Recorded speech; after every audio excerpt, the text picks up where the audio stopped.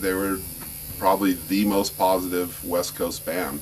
I mean, sincere, positive, and like really no malice, no hidden agendas, no bullshit. Insted were the significant hardcore band of 1990 in LA. They were about their music, they believed in what they were saying, and so it's kind of like, at least in our area, when we were done, they kind of took over. It was kind of like a passing of the torch, for lack of a better term, where they kind of took over where we left off.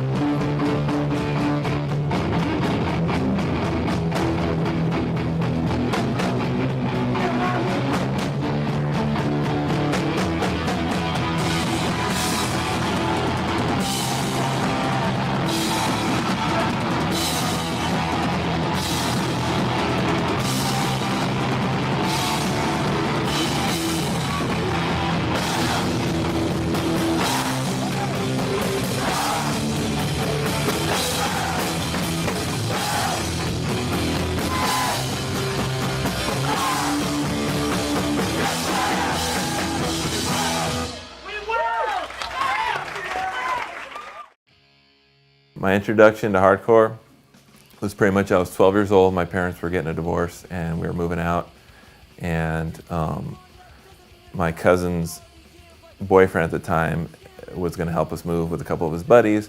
He ends up rolling up and they're like these surf guys, and they happen to be playing Bad Religion, How Can Hell Be Any Worse? And I heard this record and I was like, this is insane, Going to Fender's and had met the guys in Doggy Style, and they were playing that night, and they opened up. Started going to shows. It was punk shows, GBH, Subhuman, stuff like that. For me, there was this radio program on K-Rock called Rodney on the Rock, and it really exposed me to a type of music that I had never heard before, and it was so different and fresh and interesting to me, and it just drew me in.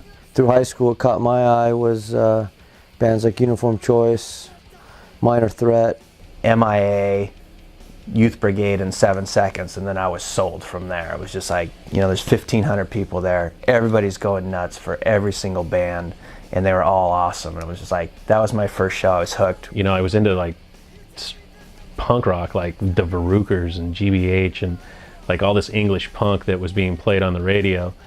And then, I meet a guy like Kevin and a couple other guys that were his age, and just started piling all these local bands, come across a band playing live, Uniform Choice, and it's like, okay, wow. A couple of guys from No Doubt, myself and Chris Webb, went to Anaheim High School, and some of the guys from Insted went to Anaheim, obviously, and kind of came up at the same time, playing backyard parties in Orange County around the same time. This group of guys, had this band, and they would play these parties, and they were the punk band, the high school punk band, and they weren't good. They just weren't good. I started playing this really cruddy, like, party punk rock band called Scheisskopf, And then at the same time, as Kevin was piling, and his friends were piling all this new music on me, we ended up starting to cover a local band, Doggy Style, Donut Shop Rock. And what would happen is Kevin would come in and start singing that song. And the more parties we played, the more popular that piece of the show got. And back then, when we first started, like I said, playing parties, and I was straight edge, but the message was more just as a hardcore band. The message really wasn't straight edge. It was just as any hardcore band, and the issues that day-to-day issues that you face when you're 19 years old, It was a friendship that evolved, and it evolved into a band of a bunch of guys who had similar tastes in punk and hardcore. Billy, Tommy, me and Bear. We had a bass player named Chris who kind of filled in. Record the demo. Our motivation was to get a demo into Zed Records in Long Beach, because that's where we bought our demos from other bands that we liked in the local scene, and things that we couldn't get hold of, or people that didn't have enough money to make records, or no one had any interest to put out their records. So that was our way of getting Insted out there and see, it wasn't even let's see what we can do. It was like, hey, that's what you do. You make a demo and you put it in Zed Records. I was at a UK sub show, and they used to do this song Stranglehold. So we all, three of us jumped on stage and we're singing Stranglehold with Charlie Harper. And the owner of Zed Records saw me with spiky hair and my leather jacket and said, I want him working at Zed Records. Zed Records is calling 2 days later saying, hey, I'm out of demos. And we're like, we put 20 demos in there. So we had to make more demos. And the next thing I know, we were just every 2 days having to take 20 more demos down and 20 more demos down and 20 more demos down. And we were burning up our friends' tape players trying to dub off demos. Played a lot of parties. It was grassroots in regards to, pulling up to the party or garage or what have it, wherever we're playing. And the back of my trunk is a box with the Insted demo. Lou Dog, our drummer, actually used to play Little League with Kevin, and then he said, "Hey, this kid Kevin I know from Anaheim has this band. We should put him on a show." That's how I first actually met him, was because Lou Dog and Kevin used to play Little League together. That's how far back we go with Insted. Orange County, we all grew up together. That was like the big deal. We were playing a show, where there was a PA system and a stage, and we'd get 5 people in on a guest list. Getting out, playing in front of the right people, getting a show at Fenders, opening for Bad Brains, opening for Agnostic Front, doing all these things. I never had time to sit back and say, what's happening? It just was happening quickly. I came around, saw Insted probably late 80s maybe, at the Country Club or something like that, late 80s.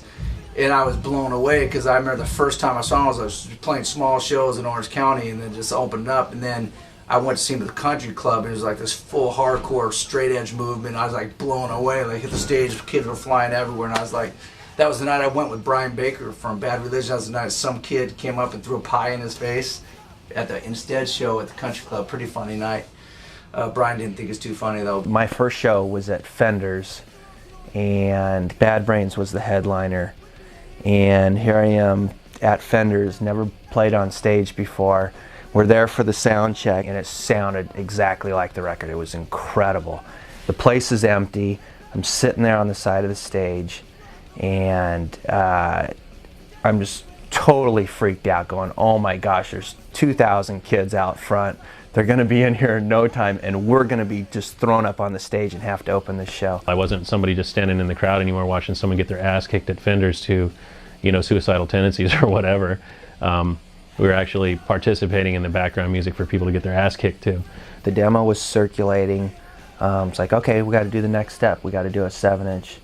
And Youth of Today had been out, and we played with them, and Ray wanted to put out the 7-inch. And we're like, oh, that'd be great. Cool. That's what we're waiting for. So we're ready to go with that. We start moving forward with that, and then Wishing Well jumps in and says, if you do a 7-inch with Revelation, then you'll never be on Wishing Well. And Insted was one of those bands that started playing that type of music that was into the same ideas, wanted to make a difference in a positive way. And so they started playing music. So obviously being that it's a pretty small area, that we started hearing about them word of mouth. And then I saw a couple of their shows. I don't remember when, but I saw that it was the same type of energy that that we were bringing. And then I think we played some shows with them, and it was just a really good mix and connection. Wishing Well was saying, don't do a 7-inch, do a full album. I was like, oh shit, an album's better than a 7-inch, let's do that. That was something that we could directly connect with. It was West Coast, Orange County. It was right there in our backyard. Revelation was just starting. There was only a couple of things out. Nobody really knew what was going on with it. And I remember my own thought process being, I'd rather have it right here where I can, have some sort of control over it, which it turns out I had no control over it whatsoever. We didn't know what the hell we were doing. We knew how to play the songs, so we just played them, but we didn't know whether it sounded good or sounded bad. So we go into the studio out in Venice Beach at a place called Radio Tokyo, where Uniform Choice was working on their classic, Staring at the Sun.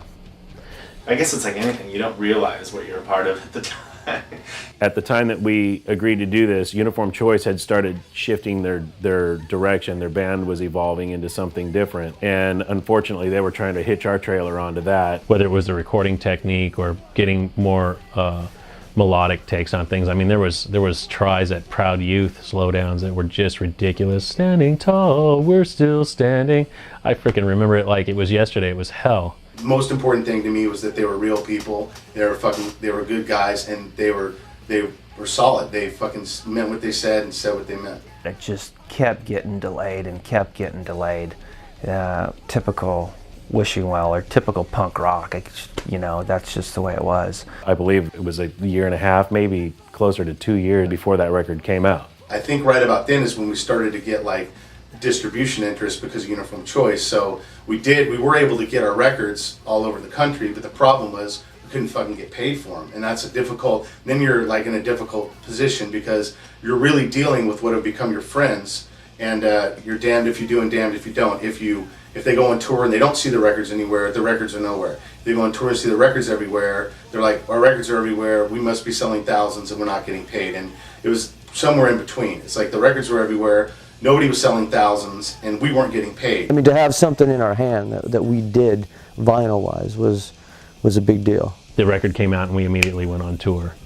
And then I just got a whole new perspective on what this was about. When Insted started in high school, it was Kevin, Steve, Tony, Tommy, and Billy. To me, the band really started when Rich joined us. Primarily me and Bear decided, and Steve, that we were taking the band serious. As you start to grow and get older and your band starts evolving, you start to realize, well, we don't really have the same ideas, we don't have the same goals. We wanted to tour, we wanted to write music, we wanted to play a lot of shows. I think in the back of our minds, me, Kevin, and Barry knew that things weren't right. We still had one of our wheels was still wobbly, and that was Billy. But we were all afraid to make the move on Billy, as cutthroat as that sounds, because Billy was a good guitar player and he was writing all the music. We felt, we needed to be a tight unit. We needed to get someone to fit what we were trying to do. Anybody else we had played with before knew a couple of songs, maybe, kind of. Can you guys show me the chord progression? Can you guys show me this? Oh, how many times does this part go? Rich knew every song. Didn't have to stop, it was like he was in the band the whole time. He knew every song, he played right along with us. I joined in June of '88. The record came out, Bonds of Friendship came out in August of '88. I didn't record on it, but it still hadn't been out. And then as soon as it came out, we booked a tour and we were out on the road in September. Went out by ourselves, and I remember, once again, this is grassroots. We're calling a guy, Johnny Stiff, in New York to book our tour. Never met the guy, talked to him a handful of times, and he's telling us where to play. You book this thing via the phone. People are confirming, yeah, you guys can get on this show, and yeah, we're gonna have a show, so you guys can be on here, and we'll throw some bands on with you. It'll be a good time. And bought a van, $1,000, put new tires on it, and borrowed money here and there, bought shirts. Rich had established a friendship with Roger Murray from Agnostic Front, And we end up at Roger Murray's house and using it as a base camp. And the guy's calling in sick to work and hanging out with us. And to be honest, I can't believe it. I just can't believe how rad this guy from Agnostic Front is being to this little straight edge band from Southern California. We were playing for 20 people and we were playing for 100 people. It just depended on where we were and how well it was promoted, and it was exciting. I didn't know what to expect and it was great. I was involved in something that I had been on the outside watching and admiring for a long time, reading Maximum Rock and Rolls, writing letters to bands, going to Zeds and Peer Records and buying whatever new came out because I liked the cover. I didn't know anything about it, or the MR&R guy, Tim Yohannan, wrote a good review on it or whatever, but I was immersed in it and now I was doing it, and it felt good to be a part of it. The band wasn't a straight edge band. It was just simply just a backyard punk rock hardcore band from Anaheim. And as soon as I joined the band, I felt like it became more of like a focused team of like, okay, this is a straight edge band. This is like a band that wants to actually make records and tour and do stuff. It's not just a backyard punk band anymore. We come back from tour. We know the next step is, we got to put some new material together and get something else out there. We wanted to do a 7-inch, 5 songs, and Wishing Well was kind of going a different route. They were kind of putting out, I think, like Vic Bondi and stuff like that. Big Frank is one of the people I will say that I feel was a key part of helping Insted become a national band. Big Frank, we want to do this 7-inch with you, and it's like, great, let's get you in the studio next week. I'll have it out by the end of the month. And literally, that's what happened. I basically would just let them give me whatever they did, and I was happy with the way it sounded. I pretty much accepted whatever bands gave me. If I was going to do a 7-inch with them and they liked the way it sounded, there usually wasn't a problem. The sound was a little stronger. I think the vocals were a little stronger. I think the 7-inch with the pictures and everything just the whole package was stronger. We also were getting heavily influenced by New York at the time, because Youth of Today was big and the whole New York scene was far bigger than the Orange County scene at that time. So I think that's reflected in the 7-inch. Once the Uniform Choice moved on, Insted probably had it to themselves for a while. We flew out to the East Coast for I think it was 10 days. Looking back on it, what were we thinking, But I remember distinctly sitting with Kevin and figuring out, okay, look, Kev's dad can lend us this money. We can make this many shirts. We're definitely going to sell this many shirts, so there's going to be this much money to cover the plane tickets. Boom. Vision had agreed to pick us up at the airport and do this tour with us. And so we were basically using all their gear. And so basically what it was costing us was plane fare. I was in the studio with someone, because a lot of my bands recorded at Epitaph's West Beach studios, and I told Brad, I go, would you want to do a Carrie Nation full-length album? He's like, well, maybe. I already knew that he was interested in Insted. He was more into punk rock than hardcore, but he wanted to put out a hardcore band. And I realized it was either going to be Insted or Carrie Nation. And I kind of just put him on the spot. I was like, do you want to do us? Just tell me yes or no. And he's like, I don't think I'm going to do you. I'm going to do Insted. And that was that. I was playing full-time in the band and also running the label, so trying to do both. And I remember that Insted opened for us a couple times. Insted plays with Bad Religion. He sees that this band obviously has got some sort of a following. Our merchandise, back to the merchandise, set up next to their merchandise was selling like 10 to 1. Brett Gurewitz had also noticed that people reacted a lot more strong to our show than theirs. So somehow he gets hold of Kevin the next day. Brett Gurewitz called me. I remember I was just sitting in my room and the phone rang, and it was Brett, and I kind of had to piece it together. We were kind of lost at the moment. What's our next move? We know we've got to do an album. We'd like to do it with, the best person possible. And then Epitaph showed an interest. Now we're in a weird spot, because now we're like, we don't have any demos of any new stuff. We had started writing, but we didn't have anything. All we had was like a boombox, hit record in the rehearsal room, And so when he called Brett back, he let him know that, because Brett had said at some point in the conversation that he'd like to hear some of the new stuff. And he said, that's fine. I can hear what I need to hear off a tape like that. And we're just like, whatever.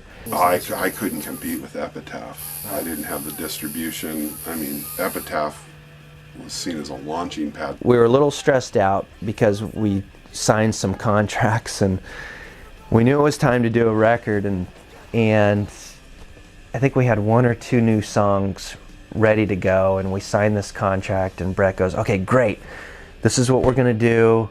I want to get it out. Let's pull out the calendar and block off some recording dates.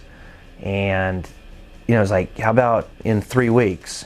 I was like, dude, I've only got 1 new song. I need a little bit more time than that. So he goes, oh, you've only got, it was either 1 or 2 songs. Okay, you've only got 2 new songs? All right. Okay, 8 weeks. And at that time it was like so intimidating. It was like, okay, that sounds good. It wasn't like we signed with them because we were getting a bunch of money, or we were like separating ourselves from the straight edge scene, or it had nothing to do with simply they asked us if we wanted to do a record. He was a fun guy to work with. He was energetic. He was interested in what we were. Kev, instead, snuck around behind me in the restaurant and pantsed me, right? We were in a falafel place. Brett was standing there, and Kevin dropped his drawers while he was standing there looking at the menu board, and he was wearing these freaking navy blue they might as well have been a G-string, I swear to God, they were so small. But he took it like a champ. He just stood there calmly, kept looking at the menu. At some point leaned down, picked up his pants, pulled them up. Never really said too much about it. We loved it. A couple days later, Kevin comes to the studio with his brand new white Ford Explorer. While we were recording one evening, that he had spray painted Kevin's 4Runner, his white 4Runner with black spray paint. I think one of the first things I wrote on it was "Eat Meat." I think the hood had a giant swastika on it. I think the doors had giant anarchy symbols on it. The entire back of this Ford Explorer said "Fuck the pigs." It said "Take drugs."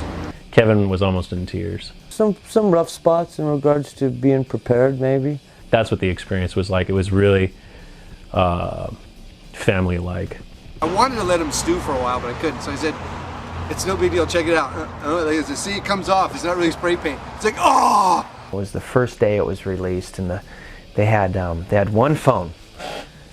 I don't know, it might have even been a dial phone, I don't know, but maybe it was push button, I don't remember, but it was just ringing off the hook. And we ended up shipping 11,000 copies the first day. They were putting out like press kits, look for this record, and this is, all this stuff. Against the Grain came out on the same day, and so it was a dual release for Epitaph, and they shipped like 60,000 the first day. When Insted came out on Epitaph hadn't signed Offspring. They hadn't signed Rancid. I hadn't even heard of Rancid at that point. And we're driving down Melrose or something, and there's just Insted posters everywhere. And it was kind of cool because it was Insted, Janet Jackson, and REM. We end up in the studio recording with Brett, make a record and book a European tour, and Desert Storm breaks out. We were at war, and so it was kind of a weird time to be flying and sending electronics over and things like that. So we said, no, Europe's not going anywhere, so let's do a US tour. We just turned it into another American tour, which we probably literally booked in 15, 20 days. I was trying to book the tour myself, and somebody said, oh, you should call this girl Stormy in Salt Lake City, Utah, and she'll help you with it. Chris did most of the work. Kev will claim he did, but he didn't. But he was way organized. He just had it all lined up, and we felt like seasoned veterans going out now. We didn't have a trailer, and I remember having my dad build a loft for the back of this beater Dodge van, and strategically building it so there was enough room for people to sleep on top and put the gear underneath, and then in any spare inch of the van we had t-shirts tucked almost like insulation. I remember having a firework fight with Gorilla Biscuits one time. as we're driving down in Green Bay, Wisconsin, or in Wisconsin somewhere. The record was out. It was doing well. It was in all the stores. We knew all the hot spots across the country. We're rolling into all the towns and recognizing faces and all that. And it wasn't, 50, 60 kids anymore. It was 300 on a Wednesday night. All the bands we were playing with at the time, or the bands that were coming through, or the records that were coming out, were this new style of hardcore that we didn't associate with. We were associated ourselves more with like a Uniform Choice or a 7 Seconds or a Minor Threat. And this new stuff had a different sound. We felt like we didn't fit in, really. You could see that with the opening bands. In the past it was just, hardcore, and then we would play and it would be more hardcore. Well, then towards the end there, it was different. The music was just changing, which it needed to, and it was. So being in the band, we went hard from day one. I mean, it wasn't, hey, let's take 6 months off, or so-and-so's in another band, he's on tour, so now we can take a break for 6 months. It wasn't like that. I mean, it was go, go, go. Hardcore was making a change, and it was a change that I really wasn't very interested in. And I think the band talked about it pretty freely too, which I guess ultimately ended up, had us end up where we decided, hey, you know what, this is it. By '91, we were talking about, we should probably, step out. This is a good time for us to duck out. We're kind of at the top of our game. We've done some touring and some records. We've kind of met some goals we wanted to. We've had a good run. Met some great friends, and things are changing. Times are changing. Let's maybe step down, give some of these newer bands, let's just kind of get out of the way. I don't remember which one of the two of them brought it up, but either Bear or Kevin just was like, you know what? I'm just really not into this anymore. And I remember just kind of being taken aback by it a little bit, like, what do you mean? And mainly, maybe at the time, it was me. I was getting married, and I had been doing the band 5 years, a little tired, and so then we met after the tour, after practice, and talked about our last show. I know for me personally, and I'm sure I can speak for the other guys too, we just didn't have what we had before, and that was the energy and the commitment to do what we had been doing the previous 5 years. The last show for Insted, we specifically, once we determined that it was time for us to quit, we decided just to do a real simple local show, not advertise that it's our last show like most people would want to, get the most people there and have it at this big venue and this and that. And for us, it was kind of the opposite.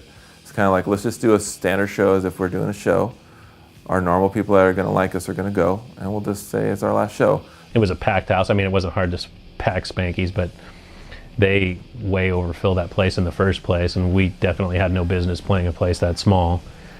And there were people that opted not to go to that show because it is a small venue, and you knew there was going to be a lot of people, and a lot of people were going to get turned away. A lot of our friends that were there were really bummed. They thought we were kind of joking, and we're just like, no, this is it, man. The time's up, And honestly, I look back on our last show, and it was probably one of my, if not my favorite Insted show. Normally when a band breaks up, it's like, oh, Joey and Jimmy, they fought every time. They had to stand in separate corners of the room. For us, it was not. We were really, really close friends, and we just decided collectively that it was time to get out. Kev ended up getting married shortly after we broke up. That was one of his things, was he got married, and shortly after that moved out of state, went to Colorado. It was a time in my life that, to this day, the things that I did back then have shaped me who I am today. Kevin was a very positive person. They all were. Everybody in Insted, there wasn't a negative bone in their bodies, as far as I could tell. We all kind of just grew up. We stayed friends, and like I said, me and Steve have pretty much been playing music consistently since 1988. I wanted to be in a band. I definitely wanted to do that. Did I expect to do with it what I did? No, not at all. I wasn't the intention, which is, I think, what makes it that much sweeter to me too, looking back and saying, man, that happened so quick, but at the same time it was so pure and fun. You stop playing like that, you know, sometimes you take things for granted until they're gone, you know, and you realize you're just like, wow, you know, we played for 5 years, all those shows, how fun it was, and then you don't do it for so long, and, you know, you look back and you just, each day, and you look back at that, you just go, wow, those, how fortunate we were.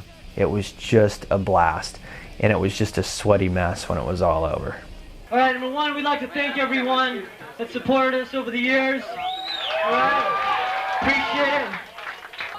This is Insted's last show. People are saying why. Simply, okay, reason being, for us as individuals and as a band, there's nothing for us to give back to hardcore. We put out the records, the tours, over 200 shows. We appreciate everything. We're not going to stick around, milk it, play shows, big shows for money. That's not what we're about. This is our last show. We appreciate it. It's been great. Enjoy it. We love you. This one's called Live and Let Live.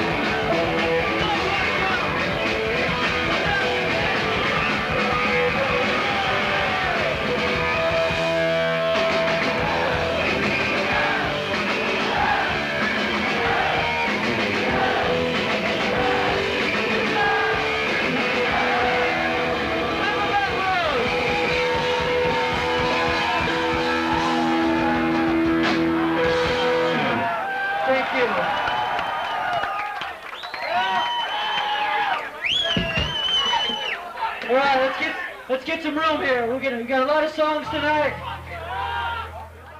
It's deep in my heart. Some things can never fall apart. Bring on the interest, it's bad. I'm not saying it was good or bad. Look up and see what it's done for me. All I am asking is to let me be. My choice. Your choice. Our choice. Their choice. Choose for yourself. My life shows you be straight. With this I've been able to create. Your choice was different than mine. I want you to know that it's fine. Remember this thing, my friend. I'll help you until the end.